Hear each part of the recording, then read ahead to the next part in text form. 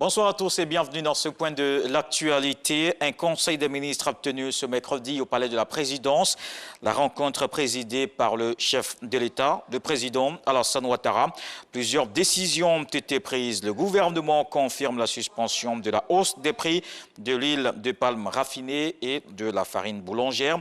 Il faut aussi noter l'acquisition dès cette semaine des premières livraisons de doses de vaccins contre la Covid-19 et le recrutement à la fonction publique des personnes en situation de handicap. Je vous propose d'écouter le porte-parole du gouvernement, le ministre Sidiki Moko Touré. Au titre du ministère du Commerce et de l'Industrie, en liaison avec les ministères concernés, le Conseil a adopté une communication relative à la suspension de la hausse des prix de l'huile de palme raffinée et de la farine boulangère. Dans le cadre du suivi régulier des prix opérés par les services compétents du ministère en charge du commerce, il a été donné de constater une hausse des prix de vente de l'huile de palme raffinée et de la farine boulangère sur les marchés. Selon les informations recueillies et des rencontres avec les organisations professionnelles des filières concernées, il apparaît que cette situation est due à la tendance haussière des cours mondiaux de l'huile de palme brute et du blé, en raison de la forte baisse de la production mondiale de ces différents produits. En ce qui concerne l'huile de palme, la situation actuelle du marché des huiles est caractérisée par une accélération de la hausse des cours des huiles constatée depuis le mois de novembre 2020. Concernant le blé, les prévisions du premier trimestre 2021 laissent également envisager une tendance à la hausse des cours mondiaux. Face à ces perturbations qui fragilisent le pouvoir d'achat des ménages qui sont déjà affectés par les effets de la Covid-19, le Conseil a entériné les mesures ci-après arrêtées d'un commun accord avec les acteurs filières blé-farine et huile de palme. 1. La suspension des hausses de prix de l'huile de palme raffinée intervenues en ce mois de janvier 2021. Et les prix en vigueur demeurent en conséquence ceux appliqués au 31 décembre 2020. 2.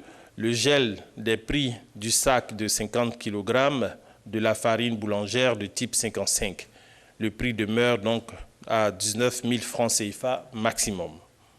Aussi, 2 comités techniques composés des représentants du gouvernement et des filières concernées ont été mis en place afin de poursuivre les concertations en vue de préserver le pouvoir d'achat des populations et d'assurer la pérennité des activités des industriels. Dans le domaine de la communication, la Direction générale de la RTI veut continuer de proposer davantage de production de qualité. La radio-télévision vient d'acquérir du nouveau matériel de pointe, des équipements pour les différentes directions. La radio, la production, l'information, la fiction et la technique. C'est un investissement de plus d'1 milliard de francs CFA. Fosseni Dambélé, directeur général de la RTI, met à profit cette remise de matériel de dernière génération pour y affirmer les ambitions du groupe, rester leader de l'espace audiovisuel en Côte d'Ivoire et une place de choix dans le monde des médias en Afrique. Dans le reste de l'actualité, la page Donald Trump est tournée.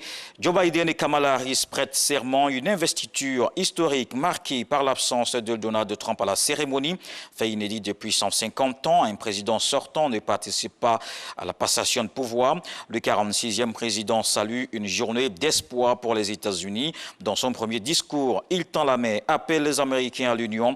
Joe Biden a exhorté les Américains à rejeter la manipulation des faits dans une référence à son prédécesseur Donald Trump qui a nié pendant la semaine le résultat de l'élection présidentielle. Il a mis en garde contre l'arrivée de la phase la plus dure et mortelle de la pandémie de coronavirus. En Libye, au moins 43 morts après le naufrage d'une embarcation de migrants. 10 autres personnes ont été secourues selon un bilan annoncé par l'ONU au lendemain du drame. Dans un communiqué conjoint, l'Organisation internationale pour les migrations et le Haut Commissariat des Nations Unies pour les réfugiés se disent profondément attristés par ce drame. C'est le premier de 2021 en Méditerranée centrale. Le bateau avait embarqué aux premières heures de la journée depuis la ville de Zaouïa à l'ouest de Tripoli. Selon l'ONU, le moteur du navire se serait arrêté quelques heures après le départ et l'embarcation aurait chaviré en raison de l'état de la mer. La tenue des Jeux olympiques de Tokyo en 2021 semble peu vraisemblable en raison de l'épidémie de coronavirus. C'est ce qu'estime un ancien responsable des JO de Londres 2012. Mais le Japon s'accroche et n'envisage pas pour le moment une annulation. Les organisateurs nippons et les responsables du comité international olympique n'ont pour le moment pas évoqué la possibilité de rendre la vaccination obligatoire pour les athlètes et les spectateurs des JO.